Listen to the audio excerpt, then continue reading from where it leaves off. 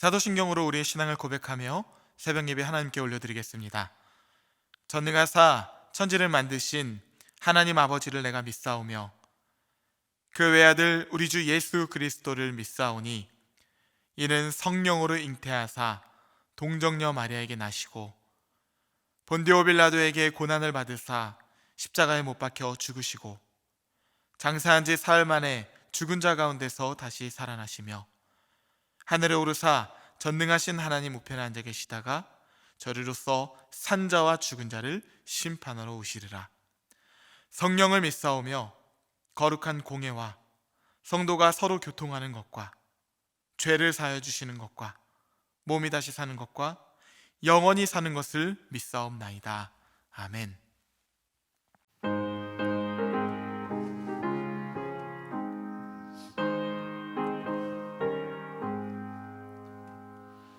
구주의 십자가 보혈로 죄 씻음받기를 원하네. 내 죄를 씻으신 주 이름 찬송합시다. 찬송합시다. 찬송합시다.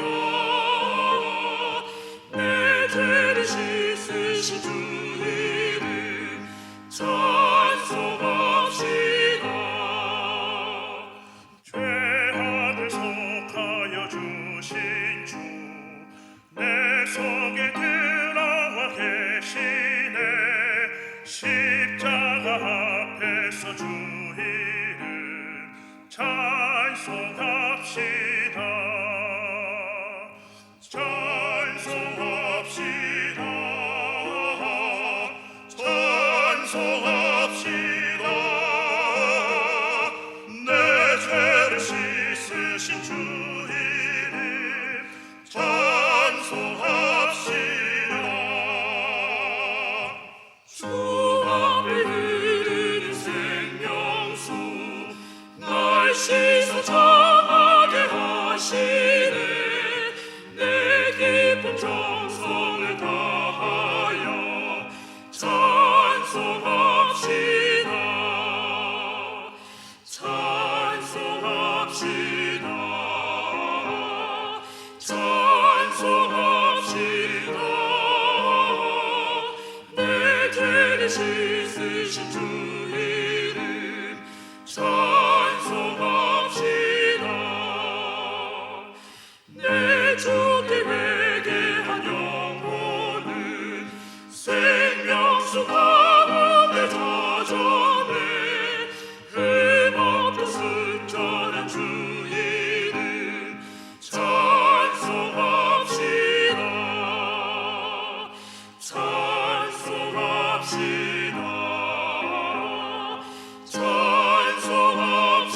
찬송합시다. 내 죄를 씻으신 주 이름 찬송합시다.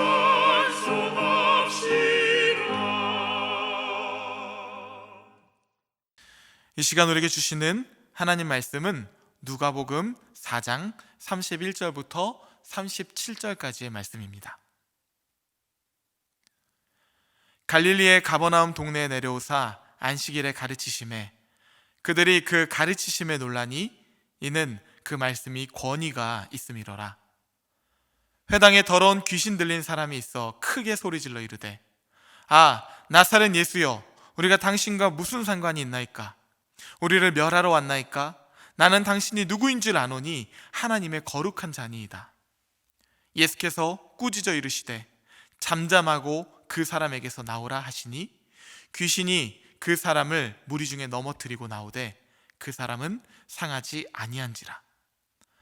다 놀라 서로 말하여 이르되 이 어떠한 말씀인고 권위와 능력으로 더러운 귀신을 명하며 나가는도다 하더라. 이에 예수의 소문이 그 근처 사방에 퍼지니라. 아멘. 말씀을 위해 잠시 기도하겠습니다. 사랑의 주님 감사합니다. 오늘도 우리에게 생명을 허락하여 주시고 이렇게 깨워주시니 감사드립니다. 우리의 호흡하는 것, 생각하는 것, 살아가는 것, 이 모든 것이 주님의 은혜임을 고백합니다. 하나님, 이렇듯 오늘 하루도 주님께서 우리에게 허락하신 최고의 날입니다. 오늘이라는 선물을 거룩하게 주님 보시기에 기쁨이 되는 삶이 되게 하여 주시옵소서. 하지만 주님, 우리에게는 능력이 없습니다. 지혜가 부족합니다. 소망이 보이지 않습니다. 하오니 오늘 주시는 말씀으로 우리를 세워주시옵소서. 말씀으로 우리를 빚어주사 오늘 하루 순종하며 말씀이 육신이 되는 삶을 살아갈 능력을 더하여 주시옵소서. 우리 주 예수 그리스도의 이름으로 간절히 기도합나이다. 아멘. 할렐루야. 네, 오늘은 하나님의 창조는 멈추지 않습니다 라는 제목으로 하나님 말씀을 전하도록 하겠습니다. 성경은 천지 창조 이전의 상태를 가리켜서 땅이 혼돈하고 공허하며 흑암이 깊음 위에 있다라고 이렇게 표현을 하고 있습니다. 이것을 무질서라고도 볼 수가 있는데요, 어두움 가운데 하나님께서 말씀하시는 것이죠. 빛이 있으라. 하나님의 창조는 말씀으로 인한 창조입니다. 그래서 이 빛이 하나님 말씀에 순종해서 자신을 드러내는 것이죠. 빛이 있으라 하시니 빛이 있었고, 하나님 말씀에 순종이 더해지니까 어둠에서 빛으로, 혼돈에서 질서로 그렇게 하나님의 나라가 임하게 되는 것입니다. 하나님의 창조는 태초에 딱 한 번 이루어진 것만으로 멈추지 않습니다. 홍해를 가르시고 종되었던 이스라엘 백성들을 출애굽시키는 구원의 여정도 어둠에서 빛으로 나아가는 하나님의 창조의 역사이고요, 광야에서 길을, 사막에서 강을 내시는 것도 계속되는 하나님의 창조의 이야기인 것입니다. 이것뿐만이 아니죠. 신약으로 넘어오면 창조의 정점을 우리에게 보여주시는데요, 복음서 기자들도 하나같이 그 놀라운 창조에 대해서 증언하고 있습니다. 요한복음 1장 14절, 말씀이 육신이 되어 우리 가운데 거하심에 우리가 그의 영광을 보니 아버지의 독생자의 영광이요 은혜와 진리가 충만하더라. 말씀이 육신이 되어 이 땅에 오신 분, 바로 예수님이시죠. 창조의 첫날 빛이 있었다고 한다면 새 창조의 첫날 빛이신 주님께서 우리에게로 오신 것입니다. 예수님의 오심으로 인해서 우리의 모든 죄, 혼돈과 공허와 흑암은 다 물러가고 이제 우리는 빛 가운데, 그리고 빛이신 예수님과 함께 살아가게 된 것이죠. 할렐루야. 하나님의 창조, 하나님의 나라가 우리 인생 가운데 들어온 것, 그것이 바로 복음입니다. 오늘 본문은 빛이신 예수님께서 가시는 곳마다 물러가는 어둠의 현장을 우리에게 보여주고 있습니다. 하나님의 계속되는 창조의 이야기죠. 예수님의 공생의 사역의 첫 장소는 갈릴리, 그 중에서도 가버나움이라는 지역이었는데요, 오늘 본문 4장 31절을 보면 갈릴리의 가버나움 동네에 내려오사 안식일에 가르치심에, 드디어 예수님의 사명이 시작된 것이죠. 하나님의 은혜와 해방의 복음이 가장 먼저 선포된 곳은 갈릴리 지역이라고 제가 말씀을 드렸는데, 사실 이 갈릴리 지역은 그 당시에 버림받은 이방의 도시라고 무시당하던 지역이었습니다. 몇 가지 역사적인 이유들이 있었기 때문인데요, 갈릴리 지역은 이스라엘이 가나안 땅을 정복한 후에 납달리 지파에게 분배되었던 땅이었습니다. 그런데 이 납달리 지파가 그 땅을 분배받은 후에 그 땅에 존재하고 있었던 히위 족속이라든지 아모리 족속과 같은 가나안 민족들을 다 내쫓고 하나님의 거룩으로 그 땅을 통치해야 되는데, 원주민들을 다 쫓아내지 못하고 그들과 적절한 타협을 하면서 공생하는 삶을 선택한 것이에요. 왜냐하면 그것이 편했기 때문이죠. 하나님 말씀보다는 자신들이 보기에 좋았던 선택을 결정했던 것입니다. 또한 이 갈릴리는 호수를 포함하고 있기 때문에 수상무역이 발달한 지역이기도 했습니다. 그러다 보니 이 무역을 통해서 여러 문화들이 이 이스라엘로 들어오는 거점이 되기도 했어요. 이방인들의 침략도 덕분에 잦기도 했고요. 이런 배경 때문에 갈릴리의 지방은 가나안 민족들로부터 시작해가지고 여러 민족들이 다 들어오는 이런 섞이는 그런 지역이 돼서 이방인과의 혼혈들이 많았고 언어 역시 방언들이 굉장히 많았습니다. 종교도 차고 넘치게 많았겠죠. 그러다 보니 갈릴리 지방 사람들은 정통 유대인들로부터 무시당하기 일쑤였던 것이에요. 하지만 예수님은 이렇게 소외된 곳을 마다하지 않고 친히, 그것도 첫 번째 사역의 장소로 선택하시고 찾아오시게 되십니다. 빛이 갈릴리의 어둠 가운데 비춰진 것이죠. 예수님은 그 중에서 가장 먼저 말씀을 가르치는 사역으로 시작을 하십니다. 오늘 본문 31절, 32절인데요. 갈릴리의 가버나움 동네에 내려오사 안식일에 가르치심에 그들이 그 가르치심에 놀라니 이는 그 말씀이 권위가 있음이로라. 예수님이 전하시는 그 말씀에 권위가 있어서 듣는 사람마다 그 가르침에 다 놀랐다라고 기록하고 있습니다. 여기서 이 권위는 헬라어로 엑수시아라는 단어인데요. 엑수시아는 특권, 힘, 능력, 자유라는 의미를 가지고 있습니다. 그래서 이 단어의 의미를 직접적으로 살려서 32절의 말씀을 읽어보면 예수님의 그 말씀이 힘이 있음이로라. 예수님의 그 말씀이 능력이 있음이로라. 예수님의 그 말씀이 자유함이 있음이로라 라고 우리는 볼 수가 있습니다. 그래서 이 말씀의 권위에 대한 첫 번째 반응이 나타나게 되는데요. 그것은 바로 이 회당에 있던 더러운 귀신 들린 사람에게서 나타나는 반응이었어요. 33절 34절 회당에 더러운 귀신 들린 사람이 있어 크게 소리질러 이르되 나사렛 예수여 우리가 당신과 무슨 상관이 있나이까? 우리를 멸하러 왔나이까? 보이십니까? 빛이신 예수님께서 말씀을 하시니까 어둠이 반응을 하죠. 귀신 들린 사람이 크게 소리를 지르며 말하는 것이요. 나사렛 예수여 우리가 당신과 무슨 상관이 있나이까? 우리는 우리대로 잘 살고 있는데 왜 우리를 멸하러 왔나이까? 귀신은 예수님의 권위에 놀라 자신이 방해를 받는다고 생각하고 불안해하며 예수님께 반응을 하게 된 것이에요. 빛이 오면 혼돈과 공허와 흑암은요 자연스럽게 반응을 하게 됩니다. 이것이 바로 계속되는 하나님의 창조의 이야기인 것이죠.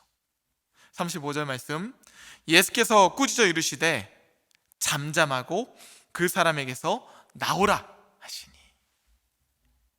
그러자 예수님은 그 귀신을 책망하시며 그 사람으로부터 조용히 나오라고 명령을 하시죠.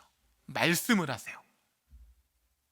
주님의 이 말씀에 어떤 결과가 펼쳐졌을까요? 35절 후반부입니다. 귀신이 그 사람을 무리 중에 넘어뜨리고 나오되 그 사람은 상하지 아니한지라. 예수님의 책망과 명령에 귀신은 숙주로 삼은 사람을 넘어뜨리고 나오게 됩니다. 주님의 말씀에 빛이신 예수님의 어둠이 반응해서 소멸하는 것이죠. 그리고 그 사람은 아무런 상처 없이 회복이 되었다라고 그렇게 기록하고 있죠. 예수님의 권위, 엑수시아가 이 사람의 인생 가운데 자유함을 그리고 회복을 부어준 것입니다. 예수님을 만나기 전 그의 모습이 어땠을지 말씀을 준비하다가 떠올려 보게 되었습니다. 어둠 가운데 하루하루 살아갔을 그의 인생이 얼마나 괴롭고 비참했겠습니까? 어쩌면 귀신 들린 자신의 인생이 괴롭고 비참하다는 것조차 인지하지 못하고 하루하루를 의미 없이 그렇게 살아갔을 수도 있지 않겠습니까? 뿐만 아니라 사람들의 질타와 비난, 그리고 사람들의 기피는 또 오죽했겠습니까? 누구에게도 사랑받지 못하고 심지어는 자기 스스로도 자기 자신을 원망하고 비난하며 그렇게 하루를 보내는 한숨살이 인생이었을 것입니다.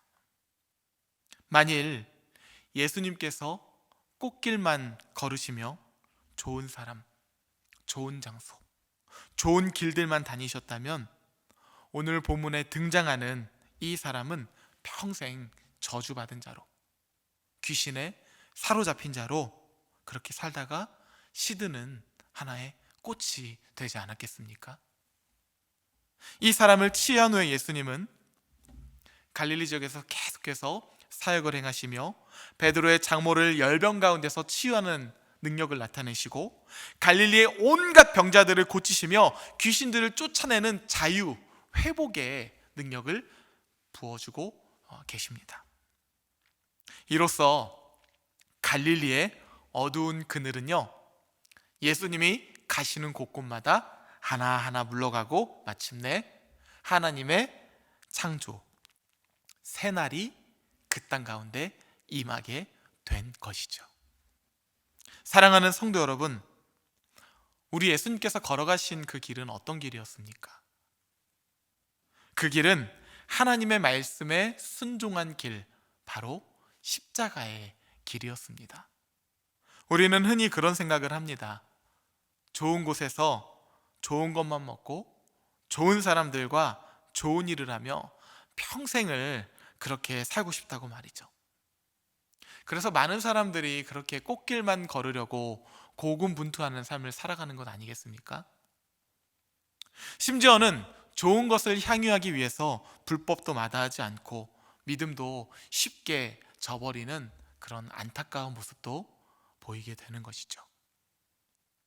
그러나 오늘 말씀은 어떻습니까? 우리에게 분명하게 메시지를 전하고 있지 않습니까? 권위가 있는 길, 권위가 있는 삶은요, 꽃길이 아니라 십자가의 길이라고. 고린도전서 1장 18절도 말씀하고 있잖아요. 십자가의 도가 멸망하는 자들에게는 미련한 것이요 구원을 받는 우리에게는 하나님의 능력이니라. 십자가의 길이, 십자가의 도가 능력의 길이고 지혜의 길이고 자유함의 길이라고 우리에게 분명하게 전하고 있는 것 아니겠습니까? 성도 여러분, 힘과 능력 그리고 자유함이 있는 길은요, 십자가의 길입니다. 속지 마십시오. 부귀가 있는 곳, 영화가 있는 곳, 편안함이 있을지는 모르겠지만 평안함은 없을 것입니다. 재미가 조금 있을지는 모르겠지만 기쁨은 없을 것입니다.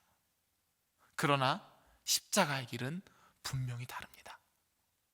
예수님께서 걸어가시는 십자가의 길을 통해서 곳곳마다 구원의 역사가 펼쳐진 것처럼 우리 또한 그 길을 순종하며 따라갈 때 하나님께서는요, 우리 인생 가운데도요, 힘을 주시고 능력을 주시고 자유함을 주시고 평안함을 주시고 뿐만 아니라 우리를 통하여서 우리와 함께하는 모든 이웃들에게도 하나님께서 동일한 은혜를 흘러 보내게 하실 줄 믿습니다. 혹시 언제부턴가 내 삶에 하나님의 새 일, 하나님의 창조가 멈추지는 않았습니까? 하나님의 권위, 하나님의 능력을 경험한 때가 언제인지 기억이 잘 나지 않으십니까? 인생이 재미없고 평안함이 없고 자유함이 없고 즐거움이 없는 그런 삶을 하루하루 살아가고 있지는 않습니까? 만약 그렇다고 한다면 우리 인생 가운데 어느덧 하나님 말씀이 빠져 있는 것은 아닌지 우리는 의심해 보아야 할 것입니다. 하나님의 말씀이 있는 곳, 그리고 그곳에 우리의 순종이 있는 곳, 그곳에서는요, 하나님의 창조가 멈출 수가 없기 때문이죠. 창조, 그것은 하나님의 말씀에 우리의 순종이 더해지는 것. 그것으로 우리의 삶은 매일매일이 새롭게 되는 것입니다. 새해가 밝았습니다. 구해가 아니라 새해죠. 간절히 바라기는 2021년 새해에는 매일매일 하나님의 창조를 경험하는 주의 성도들이 되기를 우리 주 예수 그리스도의 이름으로 축복합니다. 주기도문 하시겠습니다. 하늘에 계신 우리 아버지여, 이름이 거룩히 여김을 받으시오며 나라가 임하시오며 뜻이 하늘에서 이루어진 것 같이 땅에서도 이루어지이다. 오늘 우리에게 일용할 양식을 주시옵고 우리가 우리에게 죄 지은 자를 사하여 준 것 같이 우리 죄를 사하여 주시옵고 우리를 시험에 들게 하지 마시옵고 다만 악에서 구하시옵소서. 나라와 권세와 영광이 아버지께 영원히 있사옵나이다. 아멘.